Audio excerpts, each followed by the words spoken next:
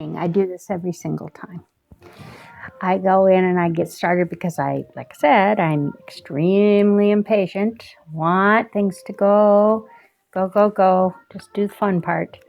So I always forget to put the little tacks in the bottom of the canvas to elevate it above the plastic so that the paint. Oh, that one doesn't want to go in there. So that the paint can run off onto the plastic and not get stuck to the bottom of the canvas, which it's likely to do if it doesn't have these little tacks there. So, I make these videos so that I can help others who are new recognize that everything doesn't have to be perfect. Practice. When you first get started, you can buy some really inexpensive canvases, like at Walmart, places like that. And you can practice on those. Don't run out and buy expensive canvases before you know what you're doing. Trust me, that is not the best idea. So, here we go. We're back at it. Back to covering up this sort of unsightly kind of fire flower that I had going on here from a previous dip. I might try those colors again in the future once I get a hang of the dip and can get some better results, I guess. So I'm covering this up, and there are some really wonderful artists on YouTube, and they do some great things that makes their work go a little bit faster, and I just don't trust myself yet. For one thing, I don't have a hairdryer, which is what one very good artist does. She just pours that white on and takes the hairdryer out and blows it all over the canvas, which is marvelous. And once I get a hairdryer, maybe I'll try that. Okay, we have something of a white base here. All right, now I have absolutely no idea what I'm going to do on this canvas. I'm just winging it. Other than I do know that I'll wipe some of the paint off. I know that I do want to try this big colander handheld colander that I got from a dollar store. So I did indeed start learning to save a little bit of money and pick that up. And I'm going to work with some pink today, which I don't usually do either. So we got a couple of fun things going on, I think. This white base was 50-50 paint and Floetrol. I use these squeeze bottles, and I filter the Floetrol into the squeeze bottle with pantyhose.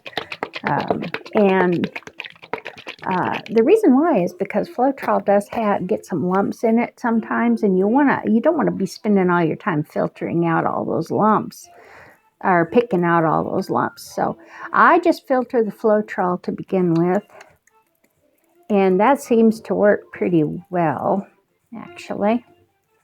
Well, here we go. We've got 2 parts Floetrol, 1 part paint. Oh, I'm getting paint all over me, aren't I? That's typical. I don't think I own one thing that doesn't have paint on it, and I just took to where I'm wearing that to work too. I'm sure they don't appreciate paint-stained clothing. So I do have some professional clothing that I don't, that I wear to work that doesn't have paint on it. I work at a university, and I work in the college counseling center with students. And they're just wonderful, wonderful people. I love the young people nowadays. I know that they get a bad reputation sometimes. But the young people that I work with are just really great kids. I'm going to pause this for a second while I grab another cup. The primary color that I'm going to put in here today is this. It's Apple Barrel Pink Parfait. And I do, I am not yet great. I was going to say I'm not great at getting the consistency right, but by golly, I think I got it first time. That's pretty good. The reason why that's good is because it kind of flows and then it puddles a little on the top before it sinks. And they say that's the best. Okay, I want to believe them. So I'm going to go with that. Now, choosing other colors. Let's go with some Portrait Pink by Daler and Rowney. It's a paste. I don't know. It's one of the lesser expensive paints. But that's okay because we're just practicing. We're just trying to do stuff right now. So it doesn't matter that it's perhaps I don't even know if it's a lesser quality or not, but it's certainly less expensive than some of the other paints that I've already bought and used. So we'll try this. Ooh, it's thick. It's thick. I don't know. I don't know how that's going to go. We're going to have to put more Floetrol for sure. And then maybe some water.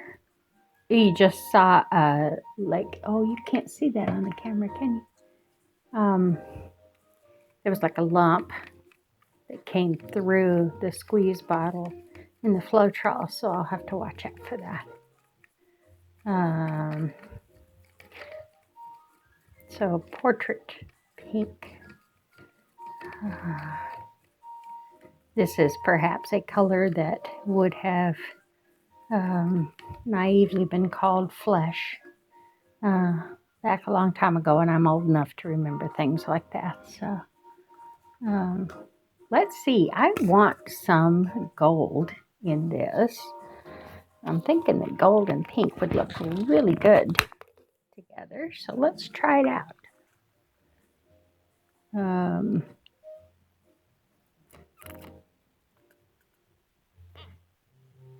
Here we go. This is golden, and that is the only gold that I will use is golden iridescent gold deep fine.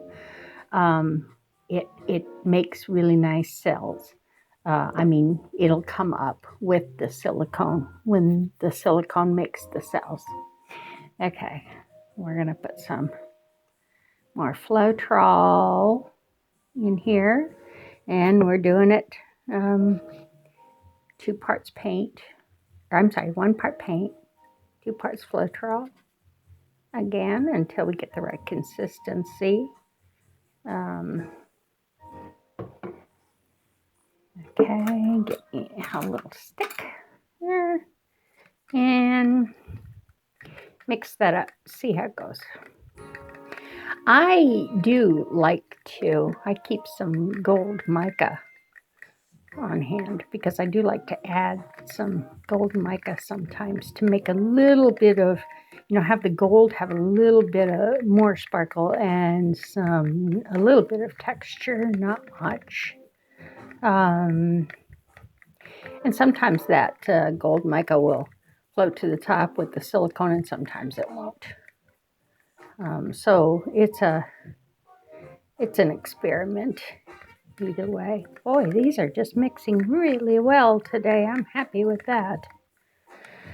Okay, we've got it. I'm not putting mica in the gold today.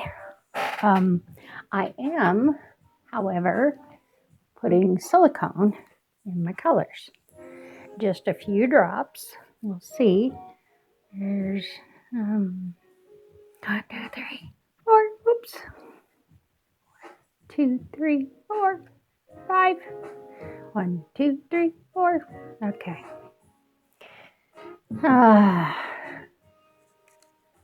Now, when you get the silicone in there, you don't want to do too much stirring. You don't want to stir it in too much. You want it to make little puddles in there. So you give it a little bit of a stir, kind of like that. And then this one, a little bit of a stir.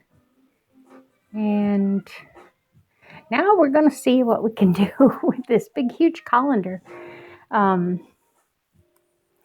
This is not like a flip cup, so you don't have to think about, okay, the paint that goes on the bottom is going to actually be on the top. Everything's going to come out as you pour it in there. So I'm going to start with this darker pink, parfait, pink parfait, and put that in there and see.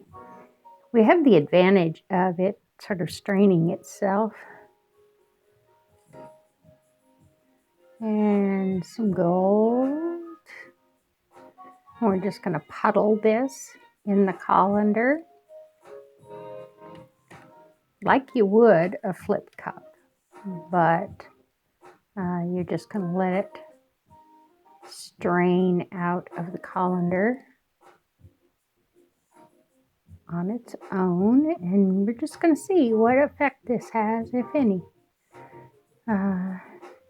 It may be cool and it may not be cool. I don't know. We'll see. I'm holding it about 1/2 inch. I'm not a good judge of distance, but maybe 1 inch, 1/2 inch above the canvas right now. I don't have it sitting down on the canvas. Oops, made a drip. Those happen. Don't want them to, but they happen.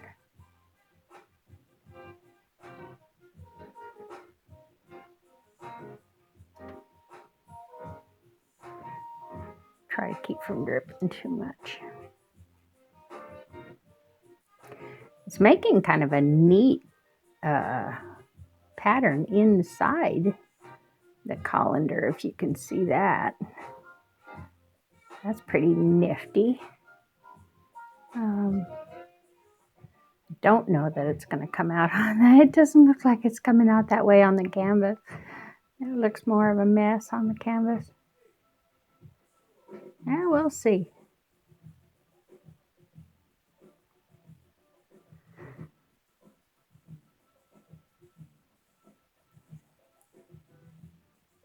I think my hand's going to get tired of holding this colander here.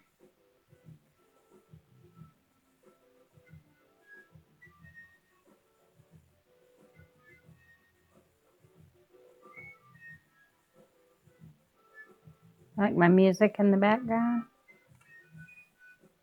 I like smooth jazz. I like other things too, but this is smooth jazz. XM radio, I think. Woo! Better not be advertising something. It's music choice. It's music choice on my cable. Yeah, so I'm advertising the wrong thing altogether. That's okay. I don't expect too many people have a problem with that, really. Okay, I'm running out of paint, and I don't know, we're not getting very far on this canvas, and I'm trying to hold it really steady because I don't want to make a bunch of squiggles and squirrels in there. Squirrels? Squiggles and swirls.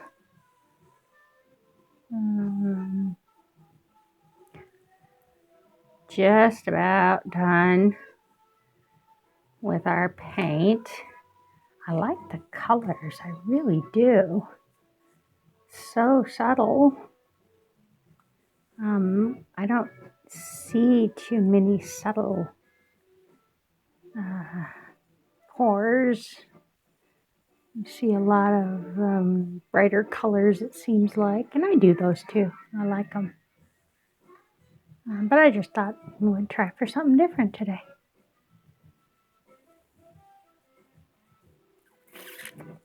Okay. That's about it for the paint. Now we kind of just have to let it go through.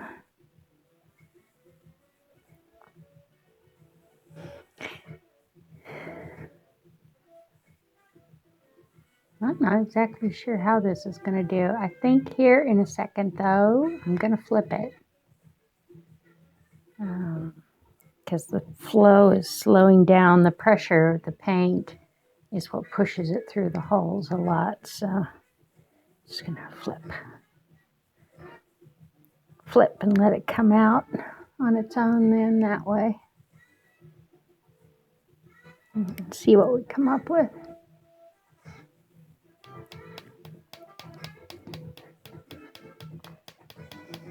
And I don't know how I'm going to feel about this. It's pink. It's pink. No doubt about that. It's pink.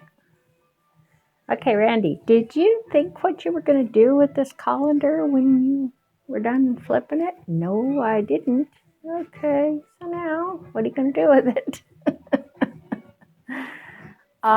Remember this strip of plastic that I cut earlier that was funky? I'm going to put that colander on that strip of plastic, so maybe it'll get some use.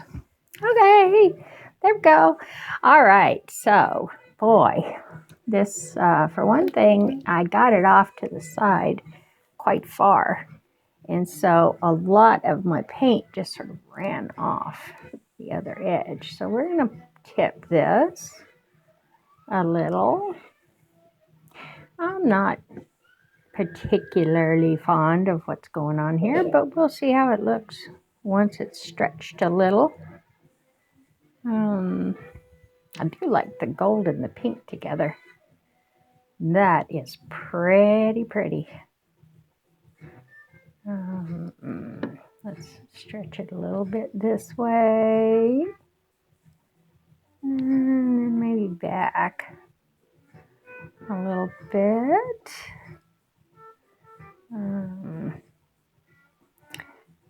Oh boy, those colors are pretty together. I think I'm going to be kind of glad I did that.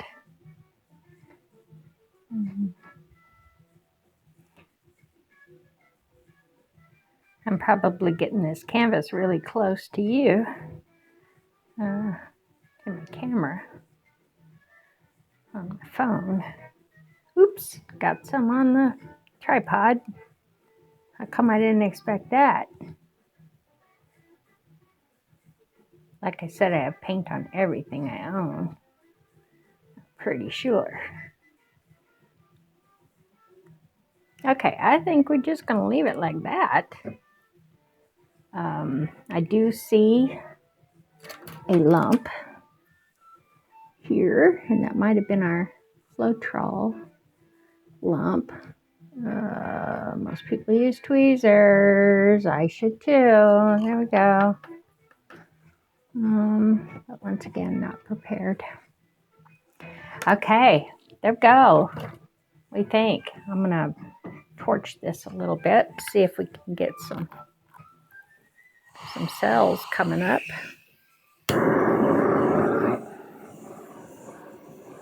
Oh, look at that. Oh, that's making some pretty stuff.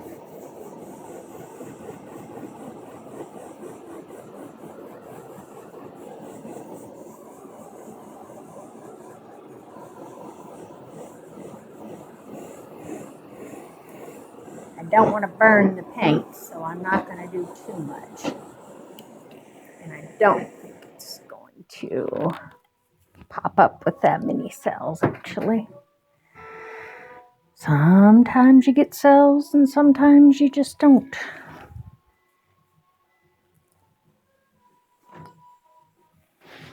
And it seems to be the weather. I don't know. Something. Anyway, that's my paint pour. And we'll see how she looks when she dries. I really kind of like that. Clean my fingers off. I'll get you down a little closer. See what you think. I need a little bit of, before I go too far, I need a little bit of white on this corner.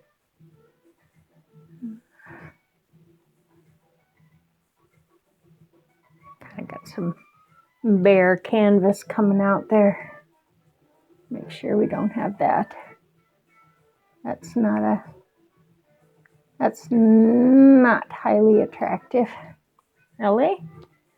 And it may be that the paint will just continue to flow until it covers those corners, but I don't know. So I'm going to try and get you out of there and let you see it up close. But the likelihood of me dropping my